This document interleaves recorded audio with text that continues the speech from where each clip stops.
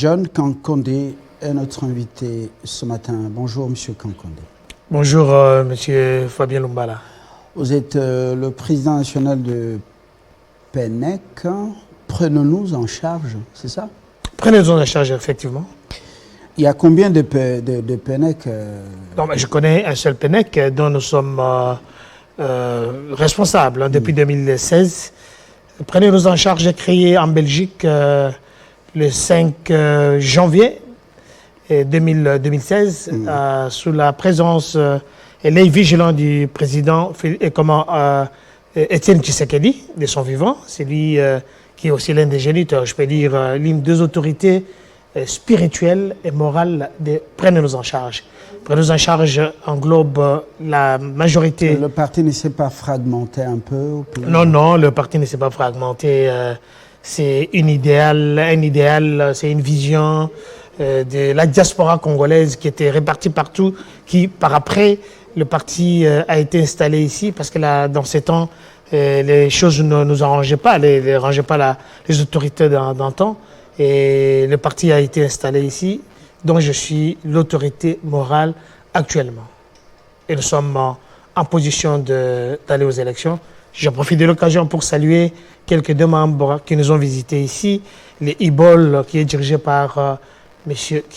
Christian Kabena-Sambou et son adjoint qu'on appelle Hervé Hartmann et Elton Makengo, qui nous ont visités quand même parce qu'ils doivent savoir comment les choses évoluent ici au Congo. Un parti... Tshisekediste. Un parti, je ne dis pas allié, parti satellitaire de l'UDPS. Non, pas un parti satellitaire de l'UDPS, c'est un parti politique qui a la vision tshisekidiste, qui a aussi des alliés comme l'Irak et tous ceux que nous suivent. Ce n'est pas un parti satellitaire, c'est un parti qui a une vision. La vision, c'est le tshisekedisme, nous le disons toujours. C'est les réactions d'un état de droit, droit à la justice, élever tout ce qui a été bafoué pendant la nuit des temps. Et nous pensons qu'avec cette vision, être allié, ce n'est pas un problème. On a vu ici AAA. Alors nous avons un idéal, nous avons une vision. La vision, c'est le rétablissement d'un état de droit. Et nous pensons qu'avec le chef de l'État, Félix Antoine, qui est en train de faire un travail énorme, qui est en train de redonner la vie aux Congolais, l'honneur. Ça, c'est très important parce qu'on a vu depuis plus de 22 ans maintenant qu'on n'avait même pas une identité, on n'a pas la carte d'identité, nous ne sommes pas représentés, nous ne sommes pas respectés. Alors que dans le temps, partout où les Congolais passaient, les Zaïrois, on le respectait. Et je vous rappelle ici en passant que toutes les armées de cette petite Afrique, je peux dire le Ouganda, le Rwanda, toutes ces armées, leurs autorités militaires étaient formées à l'Eufo-Kananga. Donc j'étais aussi un candidat en 84, bien que mon père avait refusé. Mais toutes ces élites de ces coins-là venaient apprendre l'armée ici. Justement, je vais revenir à vous pour la suite. Mais d'abord, l'actualité chez nous, c'est une priorité. Absolument. La priorité des priorités.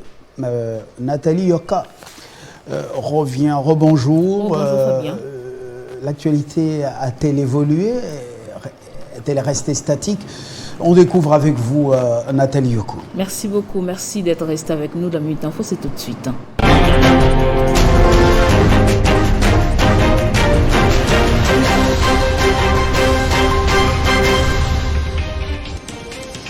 Des nouvelles manifestations encore ce matin à Goma, dans le Nord Kivu, une marche contre la force conjointe de l'EAC jugée inefficace pour lutter contre la rébellion du M23 soutenue par le Rwanda. Et pendant ce temps, les affrontements s'intensifient à Massissi. Le M23 a lancé contre plusieurs villages. Le gouvernement congolais a insisté tout de même ce dimanche sur le respect des recommandations du sommet de Luanda pour le retour de la paix dans l'est du pays. Son ministère des Affaires étrangères l'a fait savoir dans un communiqué. Pour Kinshasa, seul le strict respect des prescrits du communiqué final au sommet de Luanda permet d'ouvrir des perspectives de paix crédibles dans la région des Grands Lacs. Condamné pour avoir refusé de comparaître devant la justice dans l'affaire de détournement des 48 millions de dollars américains à la Société nationale d'électricité, Fabrice Lusinde, directeur général de cette société, est recherché par la justice. Selon certaines sources, Fabrice Lusinde serait en situation de clandestinité depuis quelques jours.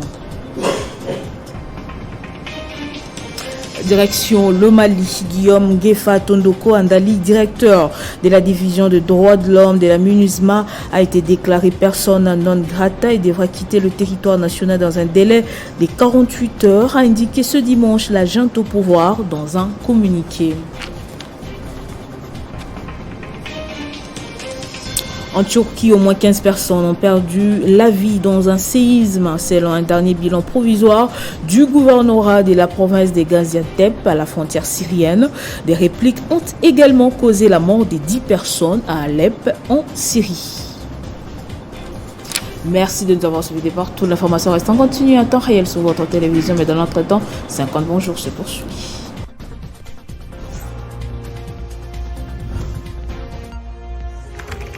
L'actualité reste en continu.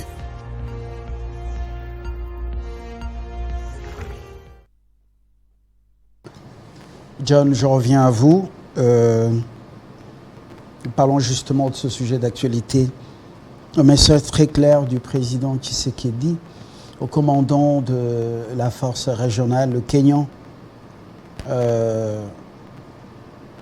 N'aidez pas le M23. Cherchez pas des problèmes. Il ne faut pas que vous ayez des problèmes. On sent que le message était très clair et les Congolais à Goma ont vite saisi ce message. Vous avez suivi tout à l'heure dans les infos? Je suivis depuis hier d'ailleurs la mobilisation et de la population congolaise. Nous sommes montés au créneau en suivant aussi donc ce que le chef de l'État venait de déclarer au chef en présence du président Ruto, le chef qui est envoyé sur place, sur terrain, pour maintenir la paix et qui ne fait pas son travail. Non seulement ça, pour attaquer le M23. Mais c'est ça. C'était ça la mission. Mais c'était ça la mission. Ce qui a été décidé à Nairobi.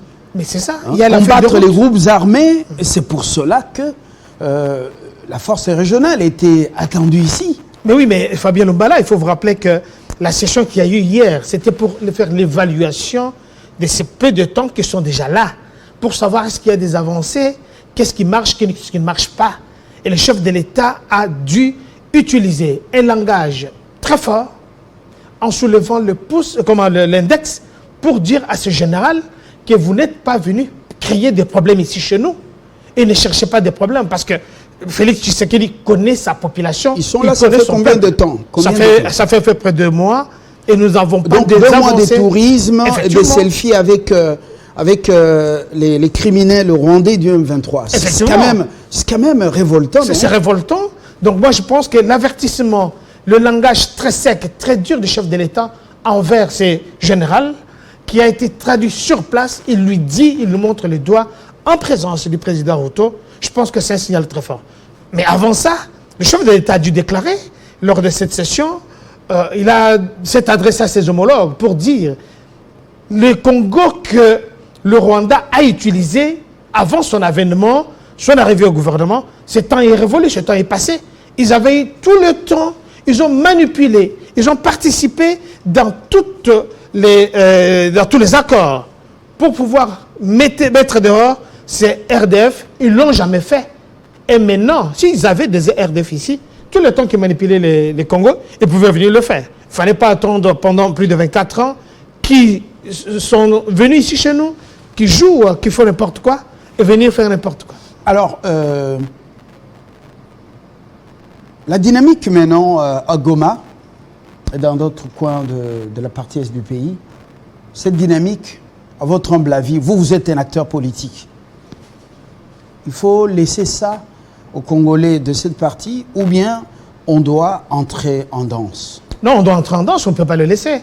Nous sommes des Congolais, que ce soit l'Est de la République, que ce soit à Kwamut, que ce soit partout, nous sommes d'abord, en tant qu'acteurs politiques, j'ai des électeurs là-bas, j'ai des frères là-bas. Ce qui se passe à l'Est de la République ne concerne pas seulement le chef de l'État, ça concerne tout Congolais, tout acteur politique responsable. Parce que nous savons aussi qu'il y a des manipulateurs. Alors quand le chef de l'État participe dans des actions comme ça, il lance un message, il fixe M. Kagame, parce que depuis la nuit des temps, avec ses prédécesseurs, ils n'ont jamais eu le courage de dire à ces messieurs que vous êtes un vampire, vous êtes un tueur. Vous buvez le sang congolais. Et je parle ici de Kagame, moi je ne parle pas par le dos de la cuillère. Et ces messieurs... Concrètement, le chef sait que la communauté est-africaine n'est pas là pour le bien du Congo. Et que plus d'une fois, il a dénoncé le jeu. Et dans la feuille de route de Luanda et dans le processus de Nairobi. Ils connaissent ce que les militaires de la force régionale font dans la partie est du pays. D'où l'interpellation et la mise en garde faite au commandant de cette force, le Kenya. Pouvons-nous comprendre que le chef subit des pressions pour accepter que cette force vienne, et maintenant il a besoin du peuple pour pouvoir se débarrasser de cette force? Non, moi je ne réagis pas de cette façon, je ne réfléchis pas comme ça, parce qu'il y a quand même une feuille de route, et dans cette feuille de route, c'est ce qui a été évalué. La théorie. La théorie. Mais nous devons maintenant entrer en jeu pour savoir, est-ce que la force sur place a fait son travail? Ils n'ont pas fait leur travail, parce qu'après cette réunion, il y a eu des recommandations précises. Il y a eu de pression de la communauté est-africaine community, comme on le dit, par rapport à cette force qui s'est déployée sur nous. On les a dit que d'ici 2 semaines, nous devons savoir qu'est-ce que ça va déjà, je crois bien, avant la fin de la semaine, ou bien la semaine prochaine, nous aurons déjà une autre force qui sera sur place pour faire l'évaluation contrôlée. Au cas contraire, nous sommes indépendants. Ce n'est pas parce force qui vient... Non, mais des équipes d'investigation qui doivent descendre sur place pour voir si réellement il y a eu l'applicabilité. Ce n'est pas la distraction. Non, ce n'est pas l'usure, les mêmes méthodes de ceux qui pillent le Congo et qui utilisent le Rwanda. Est-ce que ce n'est pas, pas de l'usure? Non, ce n'est pas de l'usure. Sur le plan stratégique et diplomatique, nous avons essayé de faire voir au monde entier qu'aujourd'hui, que ce soit les amis du Rwanda, que ce soit tous ceux qui sont de l'autre côté, ce sont des gens qui soutiennent le mal, ils sont de l'axe du mal. On ne pouvait pas ne pas utiliser d'autres forces, parce que nous sommes quand même en Afrique. Nous avons vu plus de 24 ans ici, où le MONUSCO, le MONUC sont ici. Aujourd'hui, vient de déclarer que l'État congolais est obligé de faire toute la lumière, mener des enquêtes, parce qu'il y a eu un mort, l'attaque de leur hélicoptère qui a été attaqué hier, où on déplore un mort. Maintenant, ils demandent à l'État congolais de faire la lumière là-dessus. Mais les peuples congolais qui meurent tous les jours, ils sont là-bas, ils sont inactifs. Alors, pour ce qui nous concerne, le fait que les forces de l'US soient déployées sur place, nous attendons des résultats. Quand il n'y a pas de résultats, nous allons entrer, nous allons manifester. Raison pour laquelle le chef de l'État, Félix Antoine, a dit clairement à ses commandants, dans les termes clairs, en présence du président Ruto, que nous n'allons pas vous laisser faire, nous n'allons pas, ne cherchez pas des problèmes. Vous êtes venus pour nous aider, pour nous secourir, ce n'est pas venir pour soutenir le M23, qui est un mouvement terroriste reconnu mondialement. Alors, pour ce qui nous concerne, nous ne pouvons que nous allier derrière le chef de l'État, que je crois bien doit partir encore en Afrique du Sud. Mais après ça, le chef de l'État est allé voir, il avait une session avec M. Denis Sassou Nguesso. Nous pensons qu'il est allé lui dire que voilà, enough is enough, trop c'est trop, on ne doit pas continuer comme ça. Et je crois bien, nous sommes sur la bonne voie. Je vous rappelle ici qu'avant que le chef de l'État se rende en Angola, je pense en novembre, il a fait une déclaration sur une des chaînes de télévision, je crois, African Financial, où il a déclaré ceci. Nous avons 2 options sur la table. Soit le Rwanda veut la paix totale, soit ils veulent la guerre. Si c'est la guerre totale. Si c'est la paix, c'est la guerre totale. Nous avons toutes les 2 options sur la table. Alors nous pensons qu'avec la manifestation de ce matin, je vais demander à toutes les forces sur place d'essayer d'encadrer les gens qui manifestent pacifiquement Nous sommes ici chez nous, on n'a pas de droit d'apprendre qu'il y a eu des bévues, il y a eu des morts, il y a eu quoi que ce soit. Ils doivent encadrer cette manifestation. Ce sont les gens qui se révoltent, pourvu que les gens sont venus pour les aider à éteindre l'incendie, par exemple. Mais ils sont là, inertes, ils ne font rien. Ils boivent le café avec les M23, alors qu'ils ont un carnet d'adresses. Ça n'a pas été une erreur d'accepter les déploiements de cette force? À mon humble avis, je pense que c'était une erreur. Mais je ne connais pas les contours. Ce n'est pas parce que je suis des réunions sacrées que je t'ai accepté.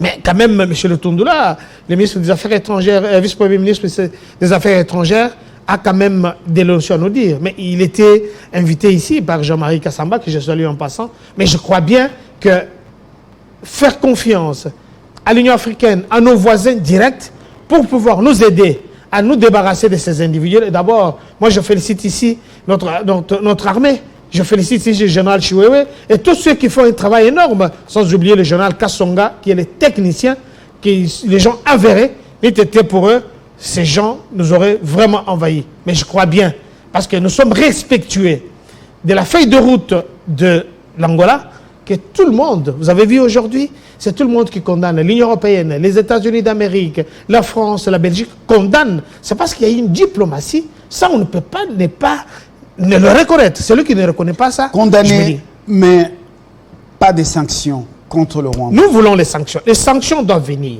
Nous insistons pour que les sanctions viennent. Nous voyons ce qui se passe en Ukraine.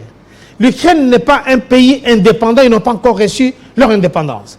Mais nous voyons l'OTAN, nous voyons la Belgique, nous voyons les Allemands envoyer des chars léopards pour essayer de soutenir.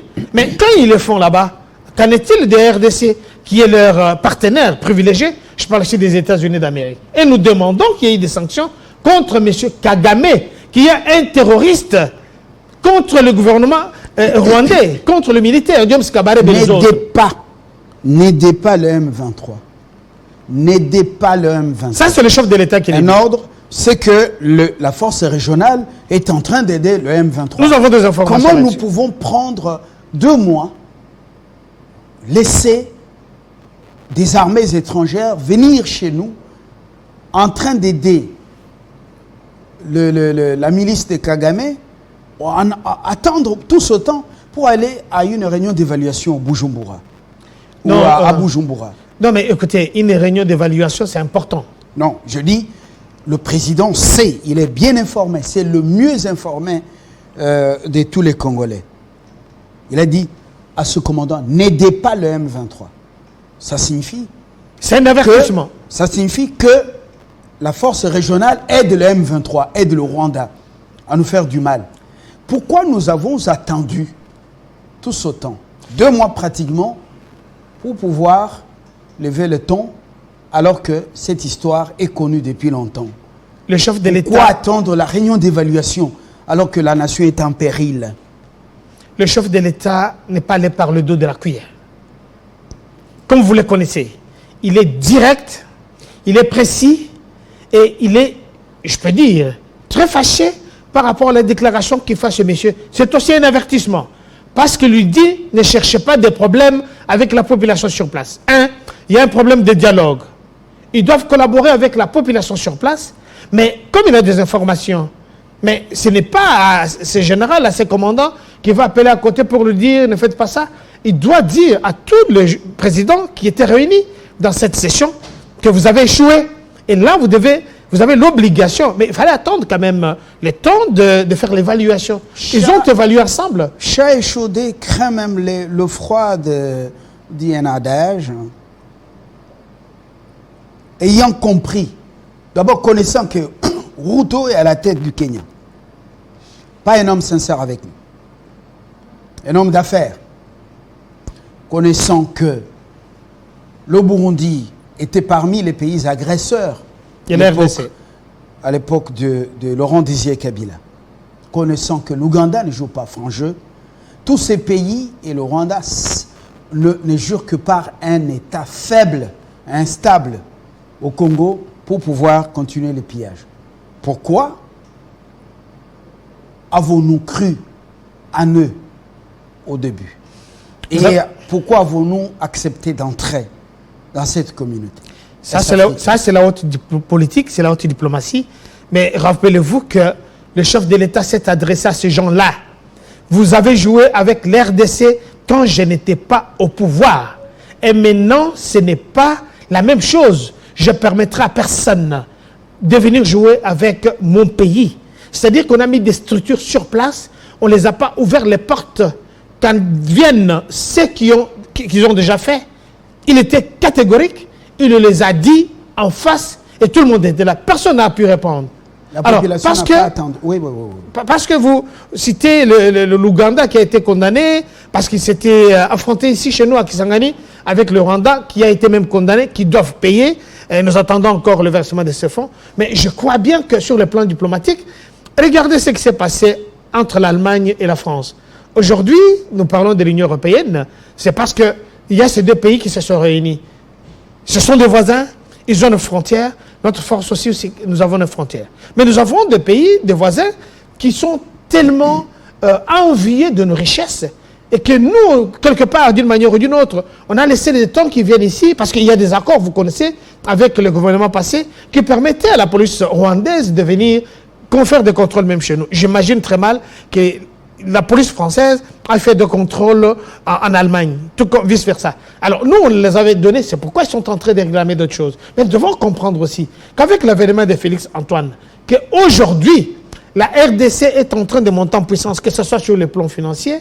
Aujourd'hui, vous avez vu, le chef de l'État a été invité à Qatar parce que le Rwanda était là, parce qu'il voulait faire. Mais tout ça, c'est parce que l'érection de l'état de siège, les stratégies qui ne permettent pas que le Rwanda... La guerre économique, nous allons les aborder prochainement. Ça, c'est parmi les options sur la table, et évidemment, et d'autres déjà mises en exécution. Le président déclare ceci. Ce serait dommage que la population s'en prenne à vous. Vous êtes venus pour nous aider et non pour avoir des problèmes. Soyez attentifs à cela, communiquez avec la population. Ça serait dommage que la population s'en prenne à vous. Est-ce que la population a bien entendu ce message? Très bien. Président. Vous avez vu, ça n'a pas fait 8 heures. Et pourquoi? Ils ont commencé déjà... Est-ce que les forces de l'ordre doivent laisser la population faire son boulot? Je dois demander aux forces de l'ordre, au général Chiwewe et au commandant, de laisser la population s'exprimer. C'est aussi l'une des vertus de la démocratie. Nous nous sommes battus pendant 37 ans pour ça. Quand la manifestation est autorisée, et ça doit suivre l'ordre, quand la manifestation est organisée, quand la manifestation est encadrée, ils ont le droit de manifester. C'est ça la valeur démocratique. Mais il y a l'état des sièges. Il y a l'état des sièges. Mais je demande, parce que dans l'état des sièges, les gens meurent. Dans l'état des sièges, il y a la guerre. Mais quand les populations doivent se manifester, c'est sensibiliser. D'abord, pour soutenir cette armée-là qui est sur place. Pour leur dire, nous sommes avec vous, vous êtes nos vaillants soldats. Allez-y, nous vous soutenons. Je ne vois pas où est le mal. La MONUSCO, avec ces militaires venus de plusieurs pays, est encore ici têtue. Vous avez vu, quand on a cherché à la faire partir, vous avez vu, New York a bougé, ils sont venus ici, ils ont cherché un bouc émissaire, malheureusement, ils ne l'ont pas eu. Est-ce que la force régionale, ces Africains, chez nous, encombrants, est-ce qu'ils pourront partir facilement? Ils doivent partir parce que dans leur feuille de route, tout est énuméré. Quand le chef de l'État fait une déclaration, il s'adresse à M. Ruto, qui est le président du Kenya, à côté, il s'adresse à ses commandants, il lui dit ne cherchez pas des problèmes, c'est-à-dire qu'on en a déjà assez. C'est-à-dire que c'est un avertissement. Mais ils doivent partir. Il faut qu'on fasse partir les Ougandais et puis après les autres. Est-ce que la population n'est pas là mise devant un fait accompli? La population n'est pas mise devant un fait accompli. La population, quand vous suivez ce qui s'est passé hier, parce que c'était dans les après-midi, aujourd'hui vous entendez des manifestations, c'est la population qui est attentive à ce que leur chef est en train de faire. Je parle ici du chef de l'État.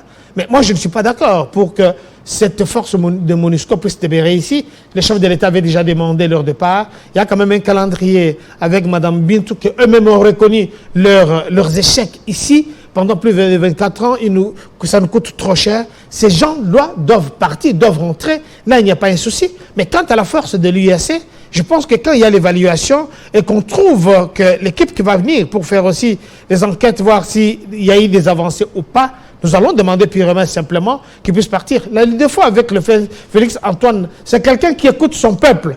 Il est très attentif parce que c'est un démocrate né, un démocrate bien formé. Il a l'écoute de ce peuple-là. Raison pour laquelle moi j'intercède ici que même ici à Kinshasa, nous devons commencer des manifestations. Je l'ai dit, je suis un cadre au cadre de l'Union sacrée. Et je crois bien, vous allez entendre les déclarations qui aura lieu le 11 février au stade de Martyrs. Là, j'interpelle déjà tous les membres de l'Union sacrée. C'est la sortie officielle de l'Union sacrée que Augustin Kabouya Mwanabouté aura à tenir avec l'UDPS, avec tous les partis politiques.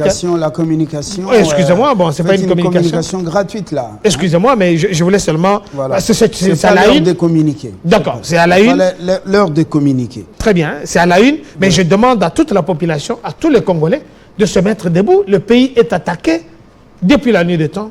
Aujourd'hui, je demande que ce soit la société civile, que ce soit le mouvement citoyen. Il faut aller dans l'Est pour pouvoir forcer les Kenyans, les Burundais à rentrer chez eux. Nous sommes représentatifs. À partir de Kinshasa, comment ils vont en Nous sommes représentatifs. Si le go va de l'Est de la République, je vois qu'il y aura un embrasement partout. Et le chef de l'État, je vous dis, c'est quelqu'un qui est très attentif. L'une des qualités qu'on ne peut pas lui priver, c'est d'écouter son peuple. Est-ce que nous apprenons de nos erreurs passées et récentes? Nous apprenons de nos erreurs parce qu'on ne permettra pas qu'un certain James Kabarebe devienne encore président et chef d'état-major ici.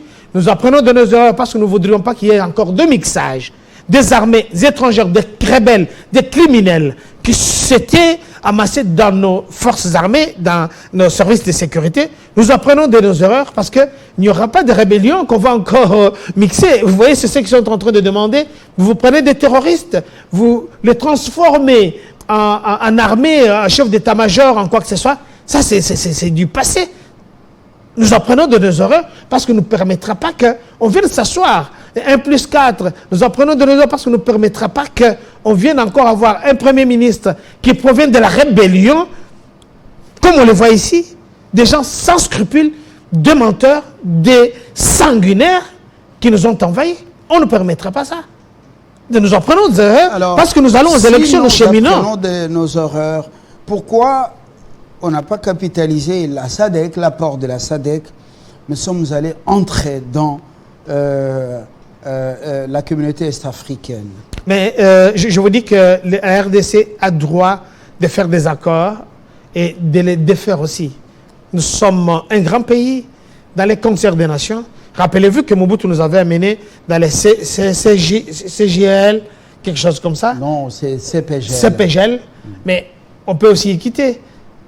On peut avoir d'autres relations avec d'autres pays. On peut aussi casser des relations avec d'autres pays.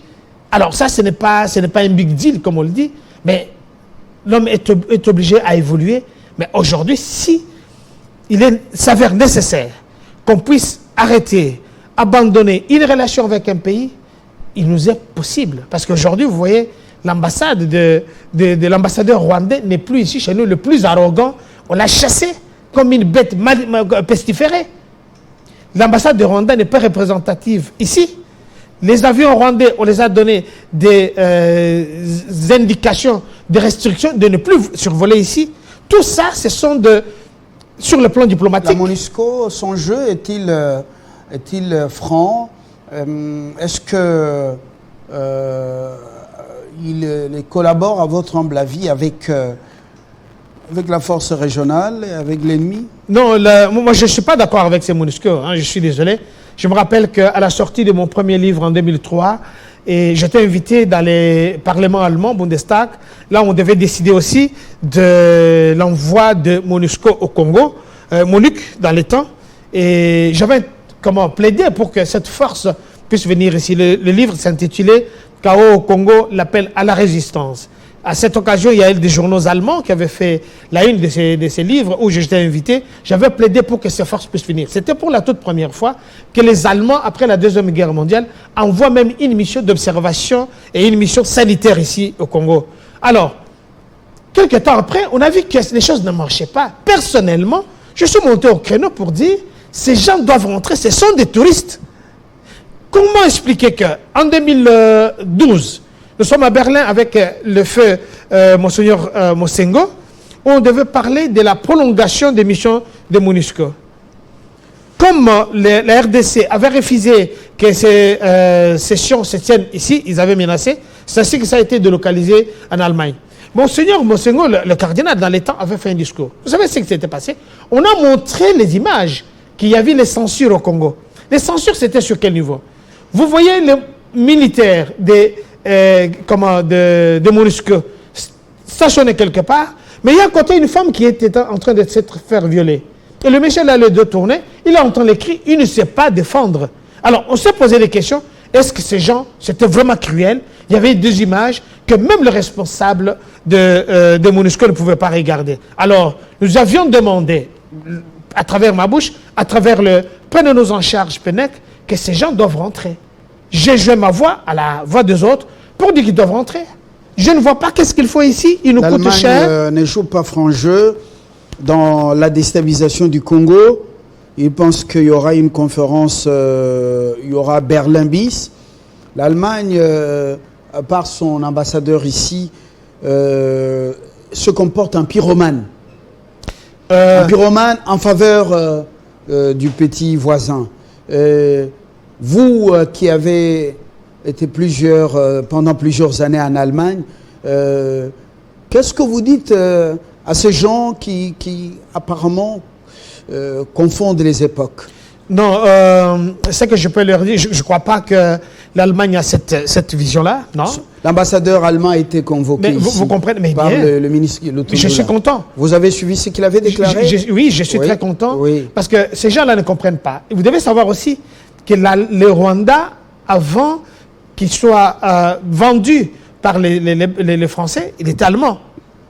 Le Rwanda était colonisé d'abord par les Allemands. Ça n'a rien à voir, effectivement. Ouais. Mais on ne peut pas permettre... J'apprécie l'attitude de notre vice-premier ministre, ministre des Affaires étrangères, qui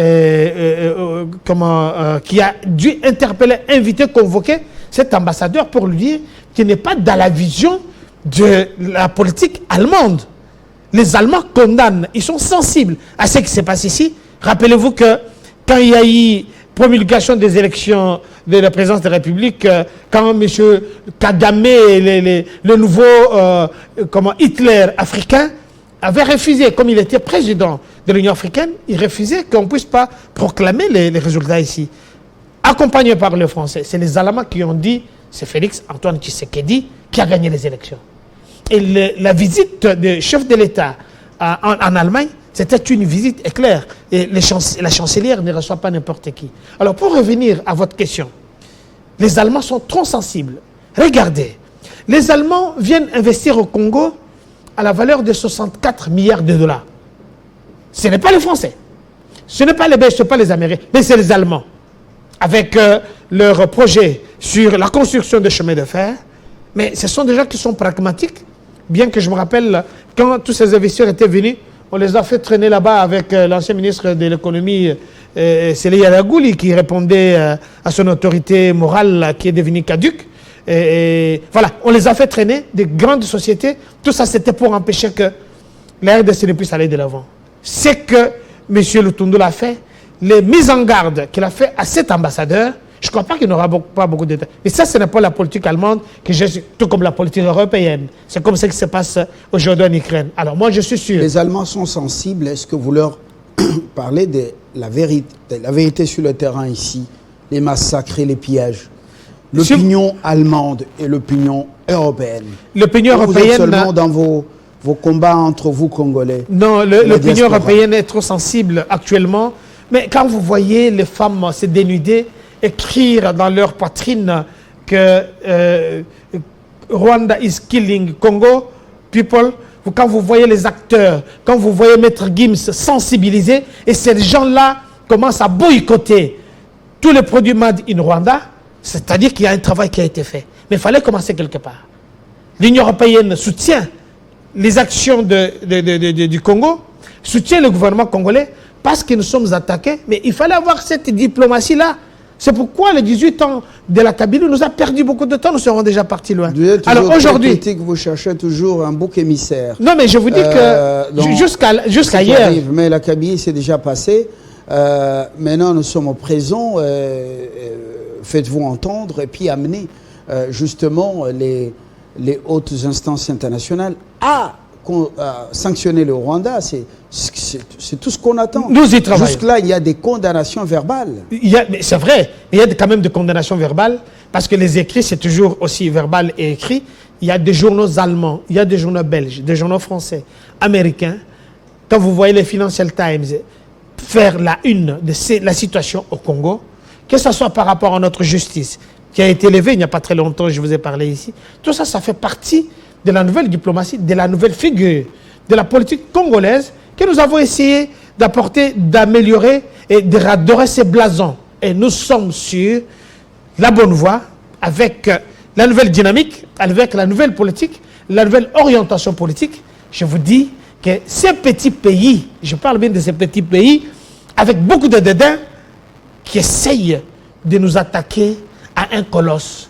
Ces petits incirconcis, je parle de ces petits incirconcis de l'Hitler du XXIe siècle, qui essayent de raviver le feu du tribalisme, qui essayent de nous compliquer, qui a multiplié beaucoup sur les réseaux sociaux de fausses informations. Malheureusement, il y a des journalistes qui tombent là-dedans.